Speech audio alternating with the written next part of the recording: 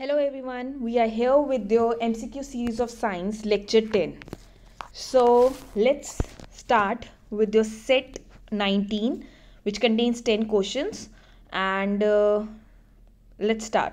Okay, so your first question is which is the leading cause of blindness in children worldwide. अच्छा start करने से पहले I saw that कि एक ने I think one of the student has written about that respectively for the good and bad zone.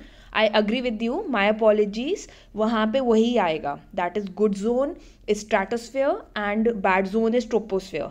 अगर respectively ना लिखा हो तो अगर मीजोस्फेयर दिया होगा तो ट्रोपोस्फेयर स्ट्रैटोस्फेयर आगे पीछे करके भी लिखा होगा तो just go for that answer, confuse मत हो जाना, ठीक है. So you can go for it. So it was my bad, तो वही आंसर रहेगा. Okay, let's move on to the first question. which is the leading cause of blindness in children worldwide. World क्या leading cause है for blindness? A. glaucoma, B. cataract, C. color blindness और D. vitamin A deficiency.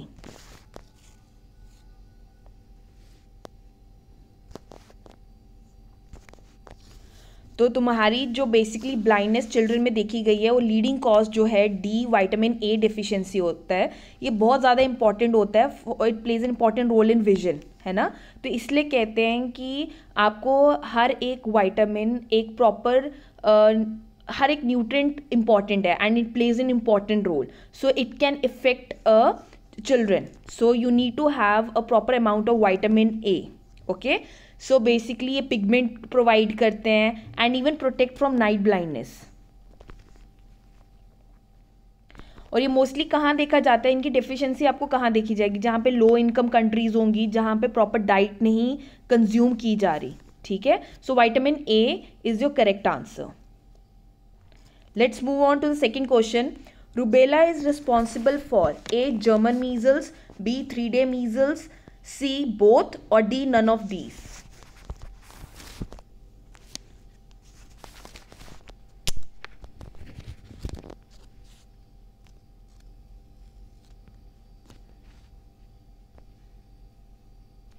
So your correct answer is C. German measles and 3-day measles. अब जो rubella है एक virus की वजह से होता है. अब इसको जर्मन मीजल्स क्यों कहा जाता है? क्योंकि ये माना गया है कि ये फर्स्टली सबसे पहले जर्मन में डिस्कवर हुआ था इन 1814, right.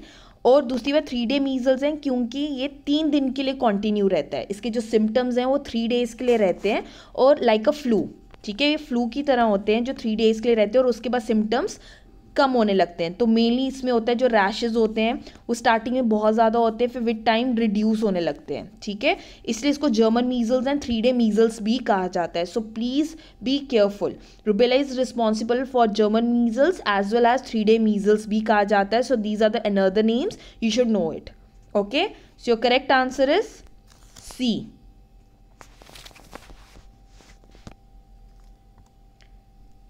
Next question. Which of the following statement about GFC is incorrect? A. Sun is the source of energy. B. Begins with consumers. C. Major conduit for energy flow in aquatic ecosystem. Size of organisms commonly increase at higher trophic level. कौन सी statement जो है GFC के लिए incorrect है?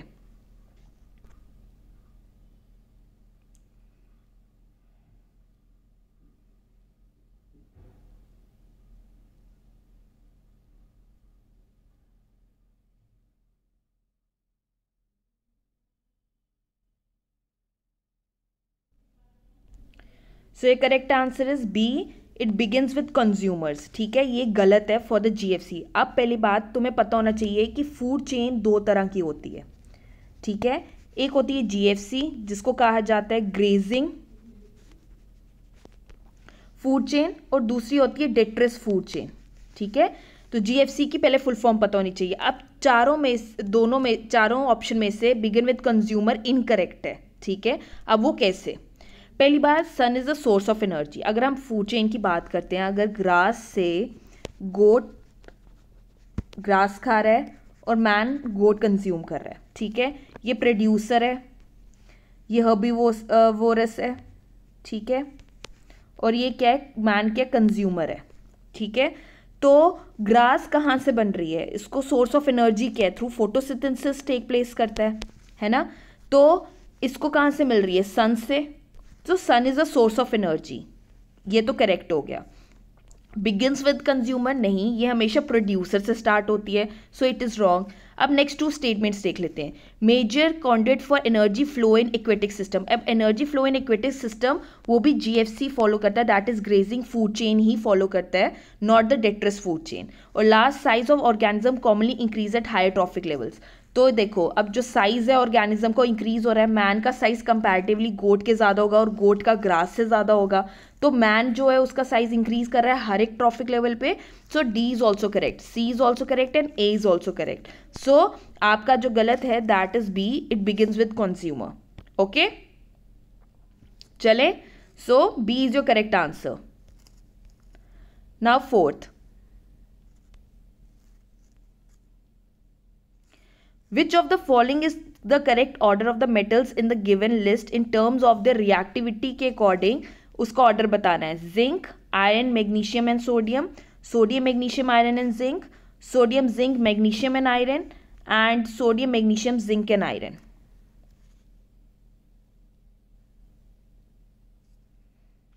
According to the reactivity.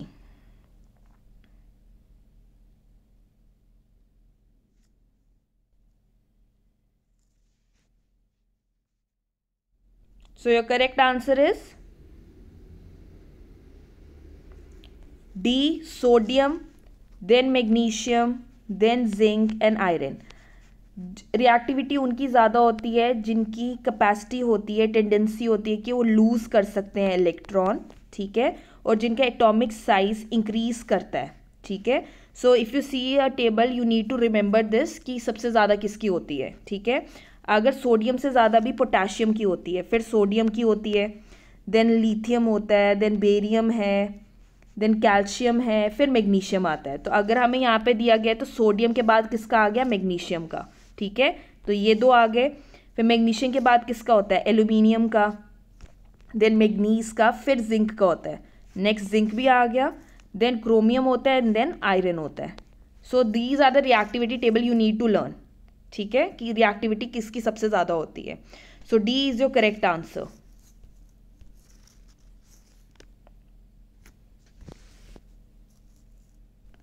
Let's move on to the 5th question. When a magnesium ribbon is burnt in air, the ash formed is, जो ash formed होती है वो black होती है, white, yellow और pink.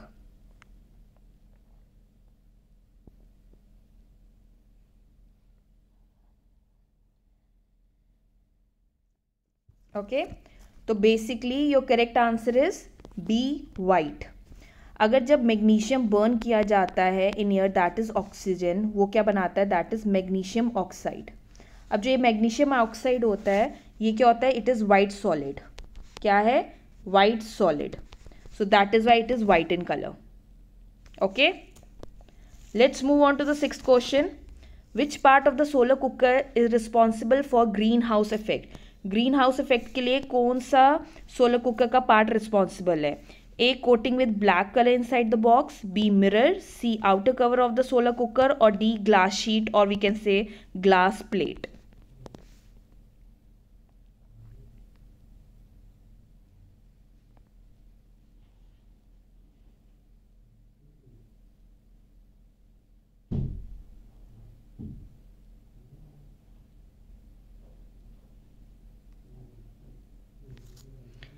Okay, so your correct answer is D, glass sheet, ठीक है। अब जो तुम्हारी ग्लास शीट होती है वो क्या करता है, वो अलाउ करती है कि वो लाइट जो है वो एंटर कर सके कुकर के अंदर, ठीक है। अब जो लाइट को एंटर करने के लिए ये जो ग्लास शीट है वो अलाउ करती है। अब ये जो रेडिएशन होती है ना, जो अंदर लाइट आ रही है या रेडिएशंस आती हैं, ये इसमें क्या होती है, इसकी लॉन्गर वेवलेंथ होती है, ठीक है। अब ये लॉन्गर वेवलेंथ में कन्वर्ट हो जाता है, किसकी वजह से, अंदर कोटिंग की वजह से, जो ब्लैक कोटिंग होती है उसकी वजह से उसकी लॉन्गर वेवलेंथ होती है। नाउ अब ये जो ग्लास प्लेट होती है ना, वो ग्लास प्लेट इसको बाहर नहीं जाने देती, ठीक है, तो ये अंदर ही ट्रैप हो जाती है, ठीक है। Because of the glass sheet ये अंदर ही जो रेडिएशंस आती हैं वो ट्रैप हो जाती हैं, तो उसकी वजह से क्या हो जाता है, ग्रीन हाउस इफेक्ट फॉर्म हो जाता है within the solar cooker. Okay, so D is your correct answer, that is glass sheet और plate. Let's move on to the next question. Which is not the characteristic of a population. Population का कौन सा characteristic नहीं है? A natality, B mortality, C stratification और D sex ratio.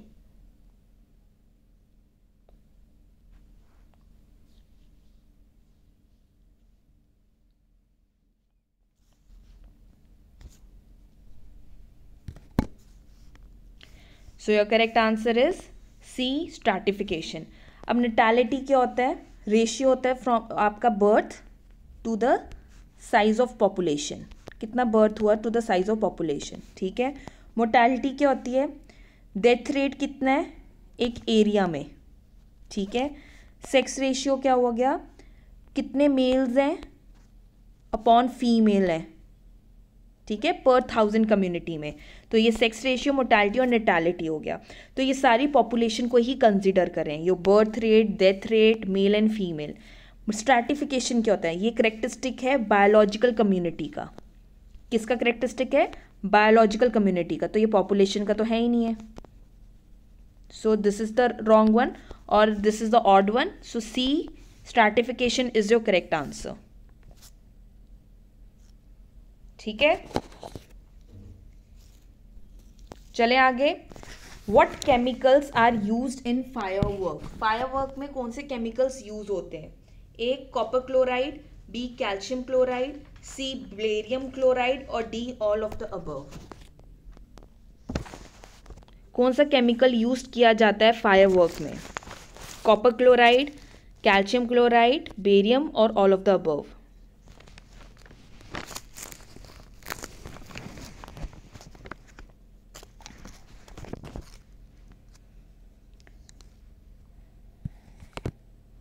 तो your correct answer is D all of the above. Copper chloride जो होता है बेसिकली ये जो हमें कौन सा कलर देता है? ब्लू फ्लेम्स देता है. जो भी हम सेलिब्रेशंस में यूज़ करते हैं जो फायर क्रैकर्स, उसमें ब्लू कलर कॉपर क्लोराइड की वजह से होता है. कैल्शियम से हमें मिलता है ऑरेंज कलर, बेरियम से हमें मिलता है ग्रीन फ्लेम. ठीक है, तो ये पता होना चाहिए कि इन सब से हमें कौन से कलर्स मिल रहे हैं. एक और होता है दैट इज सोडियम नाइट्रेट भी यूज़ किया जाता है इन द फायरवर्क. ठीक है, फोर्थ ये एक और कंपोनेंट है. Okay, so all the three are responsible to give the colours in firework. चलें आगे. The SI unit of electric charges A ampere, B coulomb, C kelvin और D none of the above.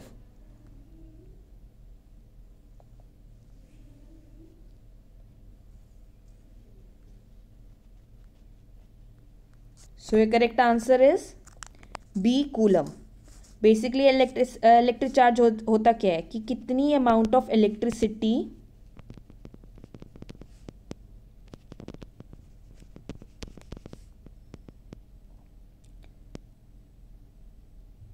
Produced when 1 ampere current flow in 1 second. ठीक है, so that is coulomb. Coulomb में दिया जाता है ऐसा unit of electric charge. B is your correct answer. Last, which of the following device can be used to measure ozone in the stratosphere from the ground? A spectrophotometer, B photometer, C spectrometer और D spectroozonometer. हमें ozone major करने के लिए stratosphere में हम कौन सा device use करते हैं out of 4?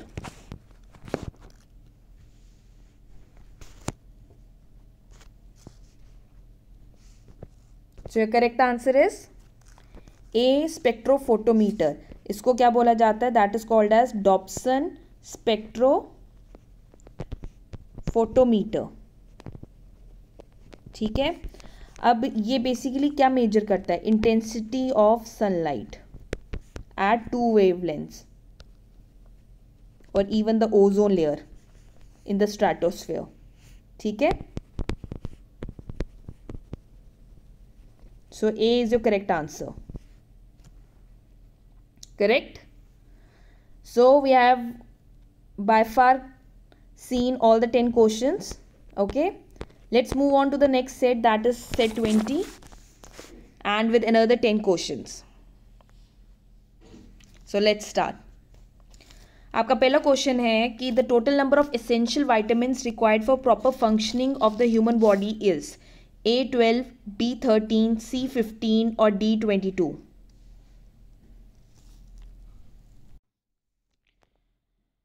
So your correct answer is B13. 13 essential vitamins होते हैं for the proper functioning of human body. Okay, let's move on to the second question. Which part of the plant receives carbon dioxide from atmosphere? Atmosphere से carbon dioxide कौन से part of plant को मिलता है? A roots, B flowers, C leaves और D all of the above.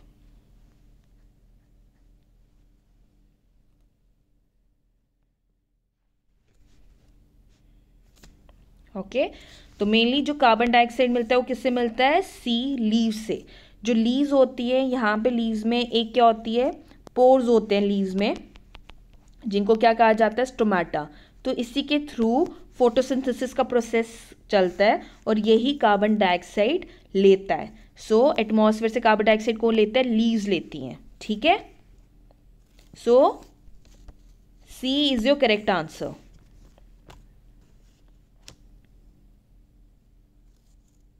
ठीक है, next question. The bacteria which produces the dental caries is known as A H pylori, B lactobacilli, C E coli, D staphylococcus albus. कौन सा dental caries के लिए responsible है?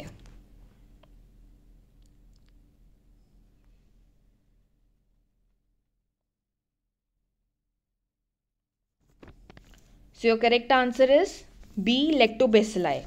अब ये प्रोग्रेशन करता है लीजन की. जो लैक्टोबैसिलाई है ये रिस्पॉन्सिबल है कि ये लीजन कॉज करता है जो अल्टीमेटली डेंटल केरीज कॉज करेगा. पर एक और होता है organism, that is Streptococcus mutans. ये भी डेंटल केरीज के लिए रिस्पॉन्सिबल है.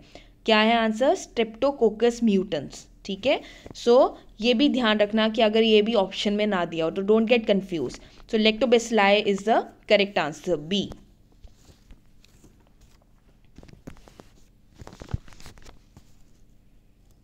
चले next. A simple circuit contain a 12 volt battery है. ठीक है, and a bulb having 24 ohm resistance है. When you turn on the switch तो एमीमीटर क्या होगा? Connected in the circuit would read कितना होगा? 0.5 एम्पियर, 2, 4 एम्पियर और 5 एम्पियर.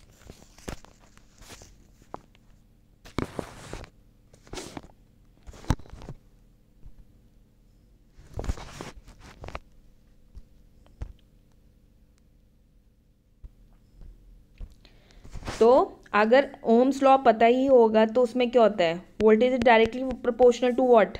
करंट, है ना. तो what is the formula? V is equal to I R. Constant आ गया and what will be? I हमें करंट निकालनी है तो that will be V upon R. तो कितनी निकलेगी? V कितना है? 12 वोल्ट है. ओम कितना है? 24. दैट इज रेजिस्टेंस दी हुई है. 12 1 12 2 दैट इज 0.5 एम्पियर निकल गई current. So A is your correct answer. Okay. Next. Animal adopts a similar state like sleep to reduce their metabolic rate. It is called as A. migration, B. transpiration, C. hibernating or D. none of these.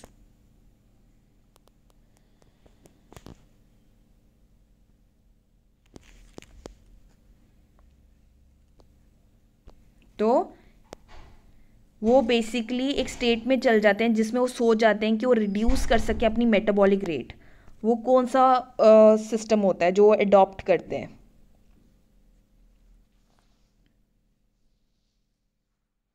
So your correct answer is C, hibernating. Mostly जो जितने भी animals हैं, that is toad and frog वगैरह है ना, ये mostly winters में क्या करते हैं? हाइबरनेटिंग पोजीशन में चले जाते हैं, जिसमें ये स्टेट ऑफ स्लीप में जाते हैं जहाँ पे इनकी मिनिमल एक्टिविटी होती है. क्या होती है? मिनिमल एक्टिविटी होती है. फाइन.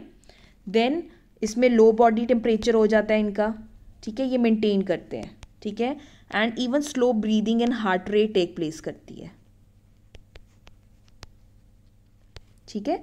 सो बेसिकली जो एनिमल्स हैं वो स्टेट ऑफ हाइबरनेशन में चले जाते हैं. Okay. So C is your correct answer.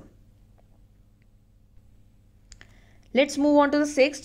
On converting 25 degrees Celsius, 38 degrees Celsius and 66 degrees Celsius to Kelvin scale, the correct sequence of temperature will be. चार option दिए हैं. 298, 311 and 339 K, 298, 300 and 338, 273, 278 and 543 K, और 298, 278 and 338 K.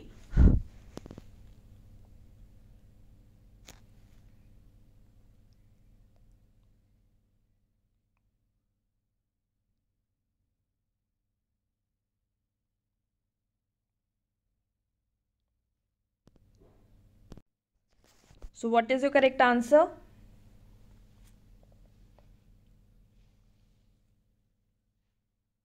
Your correct answer is A, 298K, 311 and 339. तो अगर तुम्हें formula पता होगा, let's move on to the formula. अगर तुम्हें फॉर्मूला पता होगा वो क्या कहता है?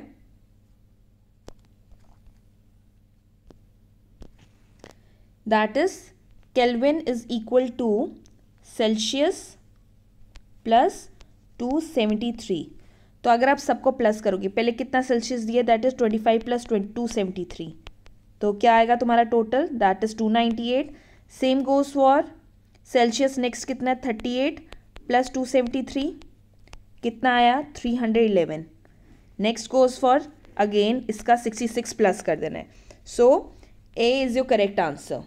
हमें उसको केल्विन में करना है और केल्विन का क्या फॉर्मूला है, kelvin equals to Celsius plus 273. ठीक है. So A is your correct answer. Seventh question. Name the date that is celebrated as a world environment day. June 5th, 6th, 8th और 10th.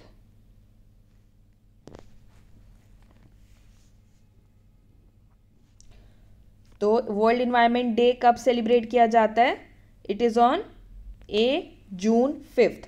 5th जून को basically world environment day में बताते क्या है, awareness create करना होता है किसके against, saving the environment from human exploitation.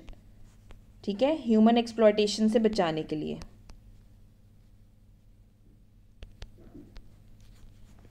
ठीक है. सो जून 5th is your correct answer.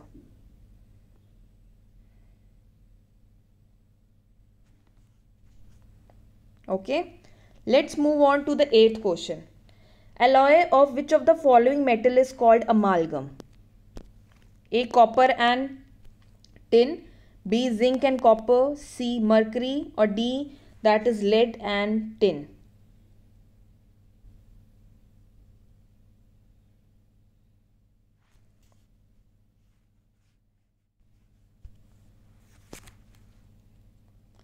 Amalgam किस एलॉय, कौन सा एलॉय है इनमें से of the following metal? It is called amalgam. Basically it is called as C, mercury. ठीक है. एंड ये कहाँ यूज होता है? डेंटिस्ट्री में. आपकी जो आपको कैविटीज होती हैं उनको फिल करने के लिए बेसिकली हम अमालगम ही यूज करते हैं. ओके. और उसमें कौन सा होता है? That is mercury.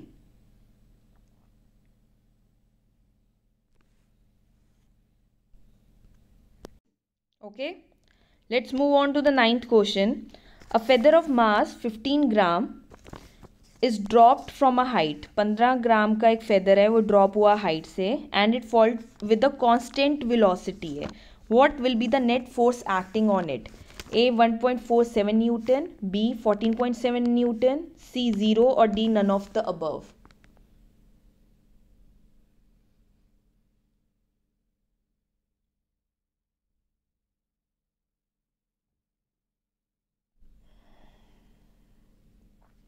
तो your answer will be what?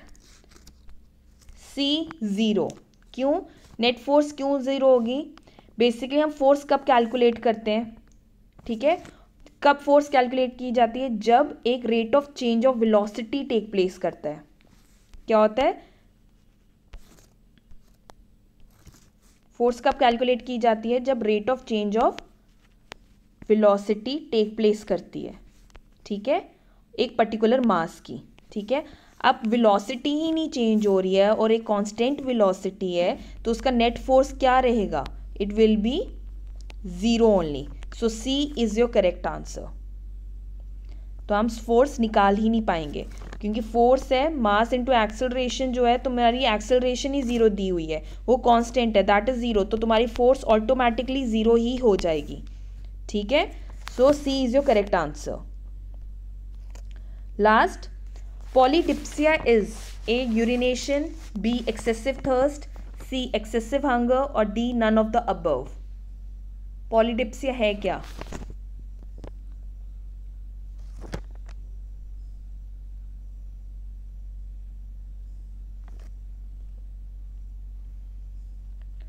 जो पॉलीडिप्सिया है it is called as B excessive thirst, ठीक है। तो ये पता होना चाहिए। बेसिकली ये सारे जो हैं ये सिम्टम्स हैं डायबिटीज़ में, ये मोस्टली डायबिटीज़ में आपको दिखा जाता है, जिसमें एक्सेसिव यूरिनेशन होती है, एक्सेसिव थर्स्ट और एक्सेसिव हंगर है। तो ये तीनों सिम्टम्स भी डायबिटीज़ के हैं। एक चीज़ आपको ये पता होनी चाहिए। दूसरी चीज़, दूसरा नाम क्या होता है यूरिनेशन का? इसका नाम ये होता है पॉलीयूरिया। 3 P's होते हैं, polyuria, polydipsia and polyphagia. Polyphagia होता है तुम्हारी excessive hunger, excessive thirst and excessive urination, ये तीनों आपको डायबिटीज़ में दिखते हैं, ठीक है। So which is your correct answer?